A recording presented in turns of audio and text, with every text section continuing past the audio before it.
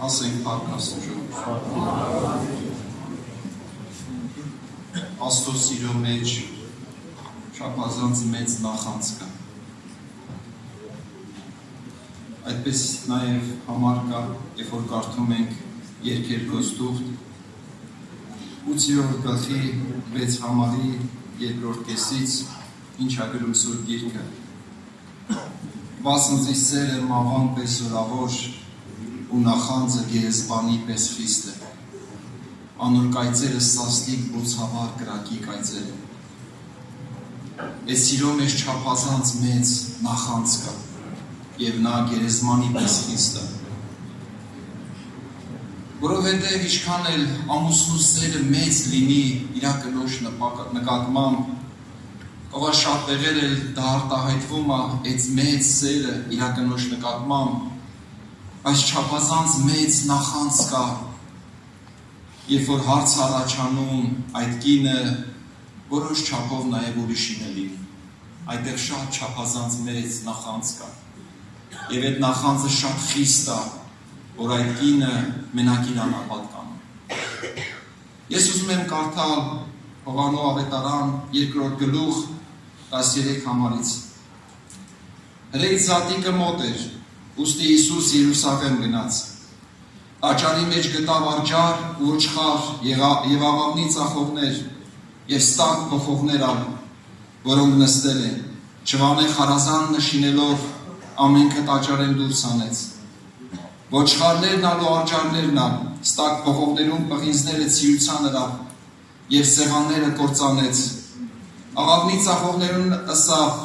ասկե վերցուցեք ասոնց, իմ հորս տունը Արուտուրի տուն մի ինեք, իր աշակերտները միտքը բերին, որ գրված է, քո տանդ նախանձը զիս կերավ։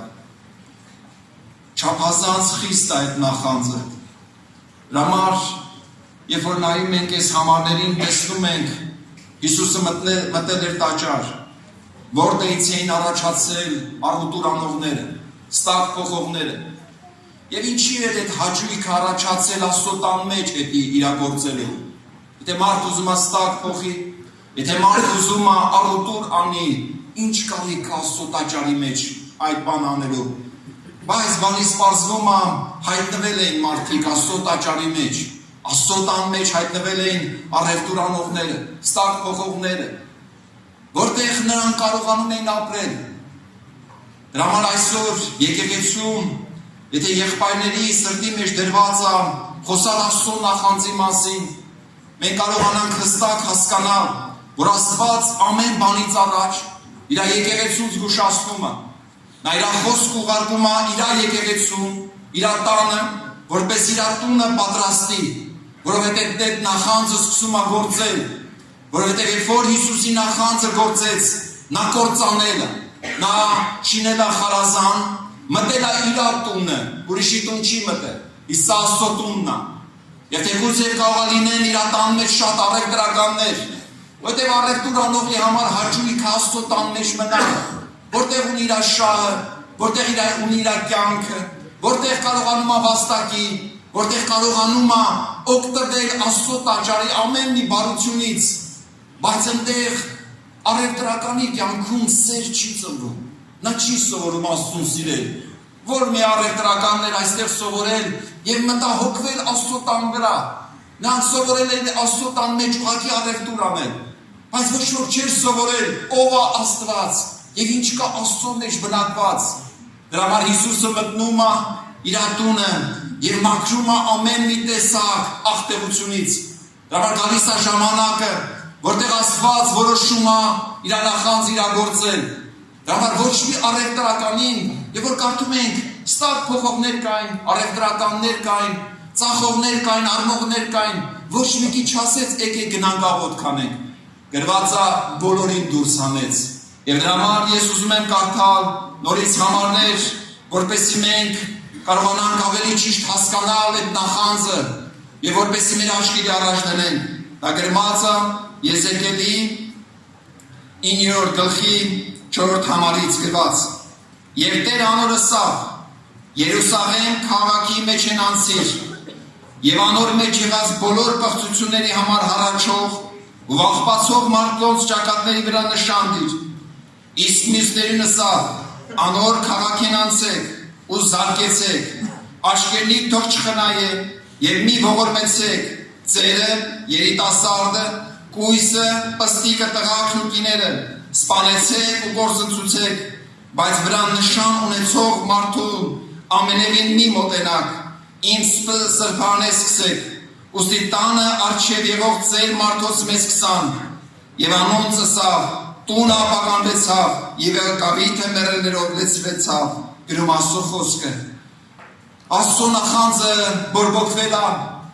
բայց այդտեղ մի ժողովուրդ կար։ Աստծո նախանձը, որ բորբոքվել է, այդ սուրը չի խնայել ոչ մեկին, բայց այդտեղ ժողովուրդ կային, որի ճակատի վրա կար կնիկ, նրանք Իսրայելի համար ողբացող,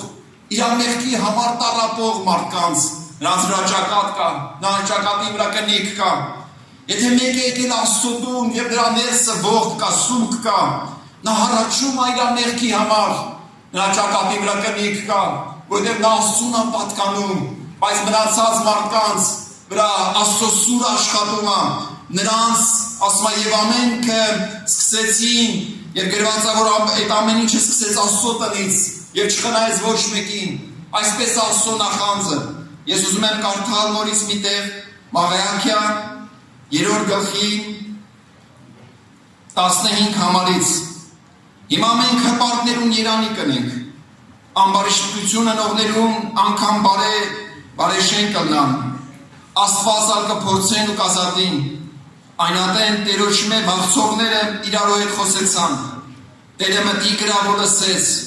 եւ իր առջև հիշատակի գիրք մը գրվեցավ իրոջ մե վախցողներու համար, ու անոր անբան վրա մտածողներուն համար, եւ անոնք իմս պտի իլան կսե զորքիրուտել են, եւ այն օրը երբ իմ սեփական գանձս հավաքեմ, անոնց պտի խնայեմ, ինչպես մարդ մը կխնայել որդին, որ իրեն ծառայություն կնեն, եւ պիտի դառնաք ու արդարի եւ ամբարշտի, Աստծուն ծառայությունը նողի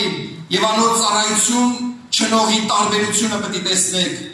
եւ որ Աստծո նախանձը բորբոքվում է, նա սահման է գծում իրան սիրողին եւ իրան ատողի առաջ։ Կարող է ժամանակներ լինում, որտեղ այս երկուսը խառնվում է, որտեղ առևտուր անողը նորից գտնվում է Աստծո տաճարի մեջ, շատ լավ բան է Աստծո տաճարի մեջ, որովհետև Աստծո օրհնությունը կա, Աստծո պահպանությունը կա, վերջը ամեն միտեղ այդտեղ նենց հարմար է ապրելը, օգտվել եղբայրների սիրուց, օգտվել Աստծո ողորմությունից, օգտվել Աստծո շնորհքից, բայց ասում է գալու է ժամանակ, որ դրա տարբերությունը լինելու է, քանզի ահափուրի պես վարված օրը կգա, եւ երբ բոլոր հպարտները, երբ բոլոր ամբարշտություն ընողները հardի պես պիտի լան, ու եկած օրը զանոն պիտի այրե, կսե զորքերուտերը, այսպես որ անոնց արմատ մկան ոզ պիտի չթողու, բայց ես իմանուն ես վախցողներուտ, արդարության արեգագը պիտի ծագի, անոր թևերու վրա բժշկություն պիտի լամ, ու դու գոմի պարարդ հորթերու պես դուրս պիտի ելնեք, ու պիտի ցարկատիկ ասումատերը, իրա տան, իրա երեխաների համար, Աստծո որդիների համար ուրախություն կա, այն մարդկանց համար ուրախությունը, որոնք սիրեցին նրա հայտնվելը, որոնք այդ տաճարի մեջ սիրեցին Աստծո երեսը փնտրել, որոնք մի ամբողջ կյանք ապրեցին, բայց սովորեցին անձ ուրանալ, որոնք մի ամբողջ կյանք ապրեցին եւ սովորեցին կյանք կորցնել։ Համար որ Պողոս առաքյալը կանգնել էր մահվան առաջ, եւ այն ասում են, որ Երուսաղեմում քեզի շատ կապեր է սպասվում։ Ինչ էր ասում Պողոս առաքյալը, ասում են ես իմ անձս պատվական չեմ համարում,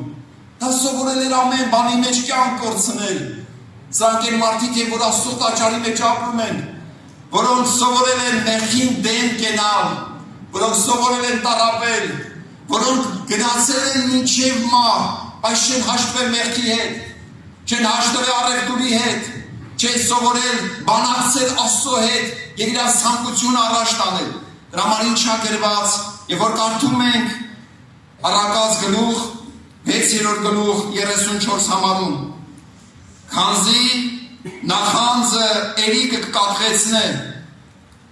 ու անիկա վրեժխնդրության օրը չի խնայել, Անիկա բնավ մեկին փրկան չի նայիր, կաշար շացնելու ալտալաս, անիկա չի հաճում։ Ինչքան էլ փորձես կաշարքը ավելացնես, մարդը փորձում ասուն համոզի, մարդը ուզում է իր ցանկություններ առաջ տանի, մարդը ուզում է իր ապրած առաջ տանի, փորձի ասուն համոզի, որ Աստված է հաշվի նստի իր ցանկության հետ, որ կարելի այսպես էլ ապրել, բայց ինչ ասում, քանզի նախանձը էլի կամուսինը կկատղեցնե, ու անիկա վրեժխնդրության օրը չի խնայում, Աստված չի խնայել, Աստված որդի էլ չի խնայել, նա որդի է որոշել զոհել, այսպես չափազանց մեծ է եղել նրա նախանձը, նա չի խնայել նաև մեր մեջ եղող մեղքը, նրա համար իր պատվիրանքը վրա է հասել մեր վրա, որպեսզի մեղքի հարցը լուծի, որպեսզի մենք կարողանանք մեր Աստծուն սիրել ու պաշտել մեր ամբողջ սրտով։ Ժողովուրդ ջան, մեր բոլոր վայելքները, ես ուզում եմ օրինակ բերեմ Դավիթի կյանքից։ Դավիթը շատ զորավոր մարդ էր, Դավիթը այնպիսի մարդ էր, որը անցել էր տառապանքի ժամանակներ, Սավողի ձեռքի տակ համբերել էր, մնացել էր համբերող, նա վայելել էր Աստծո օրհնությունները, զորությունները, քաղցրությունները, բարությունները, բայց գիտեք ինչ եղավ, երբ որ ինքը Ասորեստանի 40,000 հետևակ կործանել էր, հաջորդ գլխում գրված է, երբ որ Դավիթը իր տունն էր, ելավ պատշգամբ եւ մեղքը հրավիրեց իր սրտի մեջ, գրված է, նա ցանկացավ այդ կնոջը, նա տարավ իր տուն եւ ամուսունն էլ սպանեց, որպեսզի կարողանա ծածկի իր մեղքը։ Հասկանում եք վերջը, երբ որ կարդում ենք 51 Սաղմոսը, այդքան զորություններ, օրհնություններ վայելած մարդ էր, բայց գալիս է մի ժամանակ, որտեղ նա է իր սիրտը բացում։ Մենք արդյոք նկատում ենք, որ մեր անհավատարմությունը ոչ սատանայից է, ոչ աշխարհից է, մեր սիրտն է այդպես։ Դրա համար Դավիթը, երբ որ գրում է 51 Սաղմոսը, ինչ ասում այնտեղ, ասում է դու կարդամ այդ համարները, քանզի միայն քեզի դեմ մեղանչեցի, եւ քո աչքերդ առջև չարություն ըրի, որպեսզի արդարը լաս խոսքերիդ մեջ եւ անանատը լաս դատաստանիդ մեջ, այս անությունով ծնա, եւ իմ մայրս ինձ մեղքով աղիացրել։ Այդ ինչ զորություններ էր ապրում Դավիթը, բայց երբ որ եկավ այդ ժամանակը, մտածում ես, բա ինչի իր սիրտը բացեց։ Չի գրված, որ երբ որ այդ խնդիրը առաջացավ, ինքը աղոթք էր անում, ինքը ծոմ էր պահել, ինքը հանդարտ ասում էր, եկից գնա մտքերի հետ կռի վերանում, չէ, ոչ մի բան գրված չի, ոնց սակարում շատ հարթ եւ շատ ջուրին այդ մեղքը հրավիրել իր սրտի մեջ։ Դրա համար Դավիթը երբ որ զղջում է, նա մի բան է հասկանում, ասում է իմ մեջս մաքուր սիրտ ստեղծել եւ իմ ներսից ուղիղ հոգի մորոքել։ Ես կարիք ունեմ, որ իմ ներսս մաքուր սիրտ լինի։ Դրա համար ինչքան էլ մենք փորձենք վայելենք, ինչքան էլ փորձենք այդ զորությունները վայելել, հիշում եք, երբ որ եկել էին Հիսուսի դրան մոտ, երբ որ դուռը ծածկել էր, եկել էին ասում են Տեր, մենք չէ որ քո հետ կերել ու խմել ենք, դու մեզի փողոցների մեջ սովորացրել ես, մեկ ուրիշտեղ գրում է, որ մենք մարգարե ենք եղել, մենք հրաշքներ ենք արել, բայց Հիսուսը դուռը ծածկել էր նրանց առաջ եւ ասում էր, ինձանից մեկնի գնացեք, դուք որ անհնություն եք գործել, մի ամբողջ կյանք ապրել եւ չզգալ այն կյանքը, որը կա, մի ամբողջ կյանք ապրել եւ չզգալ, որ իր սրտի մեջ անհնություն կա, վերջը մարդեսի թաքցնում է, մարդը բոլոր կեղծավորությունները իրականացնում է, բոլոր խաբեությունները անում է, որ ծածկի իր ներսի եղած մեղքը, բայց վաղ թե ուշ, կանցնի 5 տարի, թե կանցնի 20 տարի, մեկը եթե մարդու ներսի մեղքի հարցը չի լուծվել, մի օր գալիս է ժամանակ, որ մեղքը առջևն է կանգնում մարդու, ինչպես Դավիթի առաջ է կանգնել, ինչպես Հուդայի առաջ է կանգնել, եւ Հուդայի կյանքին վերջ է դրվել, փրկության հարցը կասկածի տակ է դրվում։ Ժողովուրդ ջան, մենք եկել ենք, որ մեր ներսը բացենք Աստծո առաջ եւ կարողանանք հասկանանք եւ կարողանանք անկեղծ լինել Աստծո առաջ։ Մեր սրտերը բերենք Եվ ոչ թե մենք փորձենք այս տան մեջ օգտվել այդ բարություններից, մենք փորձենք Աստծո հետ առևտուր անելուց, օգտվենք այդ օրհնություններից, քաղցություններից, բարություններից, այլ մենք կարողանանք գնանք ճանապարհ, ինչպես Պողոս առաքյալը անցնելով ճանապարհ ողբում էր եւ հառաչում էր, երբ որ Աստծո նախանձը բորբոքվել էր եւ նրա առաջ եւ նրա սրտի մեջ այդ պատվիրանքը բացել էր այդ մեղքի հարցը, նա տարապում ու տանջվում էր եւ ինչ էր ասում էր, որ իմ մեջ ոչ մի բարի բան չի բնակվում։ Բանից պարզվում է այդ մեղքի հարցը, երբ որ պատվիրանքը նրան տանում էր ճանապարհ, նրա աչքերը լուսավորում էր, որ ինքը իր բոլոր հենարանները ստեղ է։ Մենք ցուցակի մեջ, ծրագրի մեջ ունենք, որպեսզի մեր հենարանները, ուրախությունները չլինի որևէ մի բան։ Ամեն մարդ, որը հանդիպել է մեղքին, նրա հենարանները ջախջախվել են, նրա ուրախությունները վերջացել են, նրա իմաստությունները, բոլոր փորձերը, Պողոս առաքյալը ինչքան էլ իր իմաստությունը դնի եւ փորձի կարողանա մեղքին հաղթել, ինչքան էլ հենարաններ ունենա, ինքը տեսնում է, որ ինքը բոլորովին խղճալի մարդ է, մեղքը ոնց որ ուզում է, ոչ թե ես եմ անում, հապա մեղքը, որի մեջ բնակված է, եւ նա հանդիպում է այդ մեղքին եւ հասկանում է, որ իր մեջ ոչ մի բարի բան չկա, ինչ է Աստված կառուցում մեր մեջ, այդ պատերազմի մեջ Աստված մեր ներսը մի բան է կառուցում, որ մենք որևէ հենարան չունենանք, որպեսզի մեր որևէ երջանկություն կապված չլինի որևէ մի բանի հետ, որևէ իրի հետ, որևէ մարդու հետ։ Սա մեղքի մեջ պատերազմի ժամանակ է բոլոր հարցերը լուծվում։ Մեղքի պատերազմի ժամանակ է, որտեղ ջախջախվում է մարդու սիրտը, որտեղ կոտրվում է, այստեղ է մարդը ձեռք բերում կոտրած ու խոնարհ սիրտ։ Ասում է դու երկնքում բնակվում ես, բայց կոտրած ու խոնարհ սիրտ ունեցողի հետ ես։ Որտեղ է մարդու սիրտը կոտրվում, որտեղ է մարդը խոնարհվում, այս պատերազմի ժամանակ մարդը կորցնում ամեն բան եւ դառնում է հոգով աղքատ եւ Աստված իր տունը կառուցում է, երկնքի արքայությունը կառուցում է այս մարդու մեջ։ Դրա համար մենք եկել ենք այս ճանապարհը ապրելու։ Դրա համար այս ճանապարհը եւ այս գործը ապրում են այն մարդիկ, որոնք մինչեւ վերջ համաձայն են Քրիստոսի հետ խաչ ելնել, իրանց անձերը մեղքի համար խաչ անել, բնական կրքերով ու ցանկություններով հանդերձ։ Սրանք են մարդիկ են, որոնք սիրեցին նրա հայտնվելը։ Դրա համար, ինչպես գրում է Պողոս առաքյալը, դրա համար այս մարդիկ են, որոնք սիրում են Աստծուն, իրանց ամբողջ սրտով, ստացվում է սիրել Աստծուն։ Դրա համար, երբ որ կարդում ենք Հռոմեացիս 8-րդ գլխի մեջ ինչ է գրում, վասնզի այն, որ օրենքի համար անկարելի էր, Աստված իր որդին ղրկեց մեղանչական մարմնի նմանությամբ եւ մեղքի համար եւ դատապարտեց մեղք այն մարմնի մեջ, որպեսզի օրենքի արդարությունը կատարվի մեր մեջ։ Քանզի որ մանավոր չեն քայլեր, ապա հոգեվորապես, այսինքն մեր կյանքում ստացվում է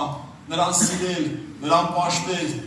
նրան մեր սրտի մեջ ուրախանալ եւ նրանով ապրել։ Սա է Աստծո ծրագիրը մեր մեջ եւ կարողանանք դառնալ Աստծուն եւ այդ նախանձը թող մեր մեջ, մեր տների մեջ եւ մեր եկեղեցիների մեջ բորբոքվի, որպեսզի երևա նրա փառքը եւ նրա ուրախությունը մեր կյանքում ամեն։ Կանգնենք